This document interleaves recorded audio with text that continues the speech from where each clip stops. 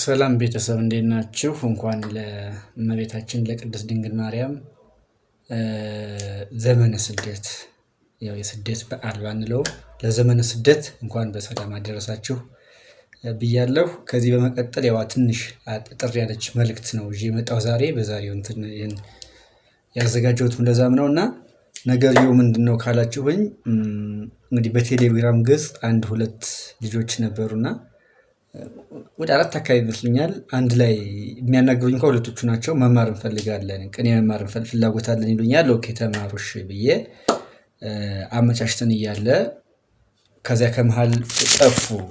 ሁሎችም ቀሩና አልመቻቸው ብሎ ነው ያው ብዬ በተቀመጥኩበት ትናንትና መጥተው ስለቀረን ይቅርታ አይነታ ግን የቀረንበት ምክንያት አሉና ብዙዎቹ መምህራን ላይ እንደዚህ እንጠይቃለንና ስንማር ሰንብተን የሆነ ክፍያ እንድንከፍል ይጠይቁናል የሚያስተምሩ መምህራን እና እንዲያ ሲሆን እኛ ደግሞ ትንሽ ከበደን ያለንም ከሀገር ውስጥ ነው እና ሁለታችን እንደውም ዩኒቨርሲቲ ተማሪዎች ሁሉ ነን እና ለመክፈል ስለከበደን አሁንም በቃ ይሄ የዚህ ነገር ይሆናል ብለን ነው ከእርሶ ዘንድም የቀረን ምናምን አሉኝና እንደዚህ አይነት እንጂ ብዙዎች ነበሩ ከኛ ጋር የሚመጡም ብዙዎች ነበሩ አሉኝና ይህንን ነገር ስሰማ በቃ ግልጽ ለማድረግ ፈለኩኝ። እኔ እውነት ለመናገር መምህራን እንደሚያደርጉ መምህራን አሉ። ማድረጋቸው እንግዲህ ክፉ ነው አይደለም እኔ መተቸት አልፈልግም።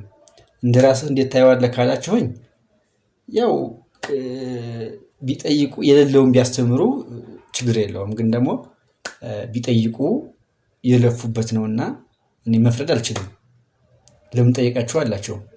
በእኔ ጉዳይ ያለ ግን በእኔ ዙሪያ ግን ስነግራችሁ እኔ ተማሩ እወቁ ምናምን እምላችሁ የሆነ ክፍያ ነገር ፈልጌ አይደለም። እውነት ለመናገር እኔ ማለት ታርጌቴም ገንዘብ አይደለም። ገንዘብ ማግኘት እጠላለሁ እያልኳቸው አይደለም። የኢትዮጵያ ውስጥ ነው ያለና ገንዘብ እጠላለሁ ሳልሆን ግን እኔ እንደዚህ ምል እኔ በየመጣሁ ቪዲዮ እየሰራሁ እንትን ምል የሆነ ገንዘብ ለማግኘት ፈልጌ እንዳልሆነ ግን ምስክር አለኝ። እንደሱ ብዬ አይደለም እኔ የማውቀውን አሳውቄ ከነሱ እኮ ነው ይሄንን ያወቅነው ነገር ተብዬ በቃ ቃለ ሕይወት ያሰማልን በምትሉት ነገር የተወሰነ ነገር ከእግዚአብሔር ዘንድ አገኛለሁ ብዬ ስለማምን ነው። እና ትምህርቱን ደግሞ በተለይ ቅኔ እየጠፋ ያለ ትምህርት ነው።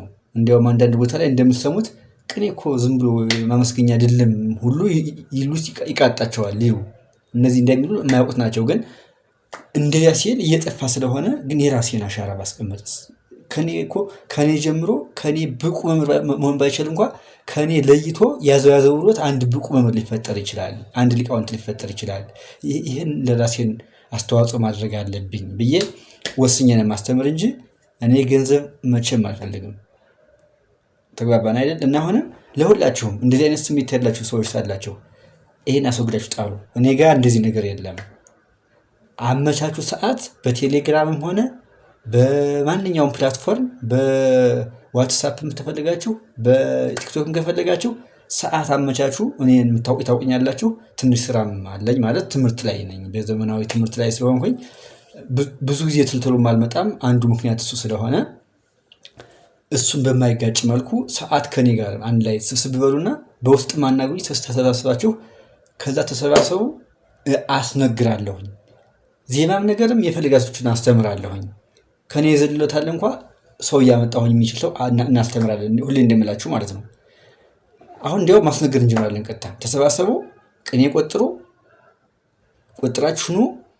አንዱ ሲነገር አንዱ ሚውት ያደርጋል። በዚያ ብዙ ነገር መማር ይችላል። እውነት ለመናገር በጣም ብዙ ነገር ማወቅ ይቻላል። እዚያው በአንድ ነገር ሰዓት አንድ ሰዓትም ሆነ 2 ሰዓት ወስና እንትን ማለት ይችላለሁ። እንደምታዩ ደግሞ እኔ የምታውቁ ታውቁኛላችሁ። ያስተማርኋችሁ ልጆች አላችሁ። እናንተ ምስክር ትሆናላችሁና የምነግርበት ሜትድ እኔ በቃ ማለት እንደዚህ እንደ መምህርነት እንደዚህ አይደለም። በወንድማዊነት እንደ እንትን ሆኜ ዝም ብዬ በቃ ሙሉን ማስተምር ወደፊትም እንዳሁኝ እቀጥላለሁኝ። እንዲሁናችሁ ሁኑ እንጂ ስለ ገንዘብ ምናምን አስባችሁ እንዲህ ተምረን ኋላ ምናምን የሚል ነገር እንዳይመጣባችሁ።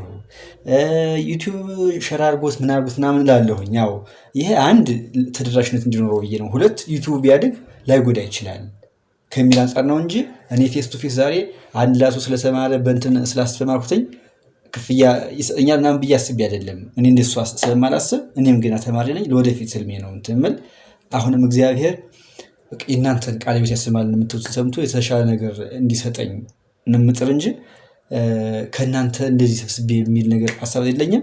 በፈለጋችሁ ሰዓት ብቻ ከትምህርት ጋር እንዳይጣረስብኝ ትምህርት እንትን እንዳይልብኝ ብቻ እንጂ በፈለጋችሁ ሰዓት አድርጉ። ቅኔ ለማወቅ የሚፈልግ ይንጣ። ሁሌ እንደምለው ይንጣ። በቃ ወደፊት እግዚአብሔር ተፈቀደ እንትኑ ይህንን ዩቱብን አሳድጌ ማለት ኖርማሊ መደበኛ አድርጌ በፈለጋችሁት አንድ ጓደኛ የመጽሐፍ መምህር፣ አንድ ጓደኛ የቅዳሴ፣ አንድ ጓደኛ ምናምን አድርገን በቃ በየአይነቱ እንትን ብለን መድበን ለማስተማር እንሞክራለን ወደፊቱ። ያ ሲሆን እኛንም ይጠቅመናል። ይሄ ግልጽ ነው። እስከዛ ግን ምንም ሀሳብ እንዳይገባችሁ ለጓደኞቻችሁ ሸር አድርጉላቸው። የምንችለውን እንማራለን። ምን ልንገራችሁ፣ ለቤተክርስቲያንም አንድ መታደግ ነው እንደዚህ መማራችን ከሚል ነው እኔ እንደዚህ የምል እንጂ ከእናንተ ገንዘብ ፈልጌ አይደለም። አሁን ለወደፊትም በቃ ማንም ሀሳብ እንዳይገባችሁ ለማለት ነው። የምትችሉ ከዛሬ ጀምራችሁ ብትመጡ ደስ ይለኛል። እንዲያውም ዘመነ ስደት ገብቷል።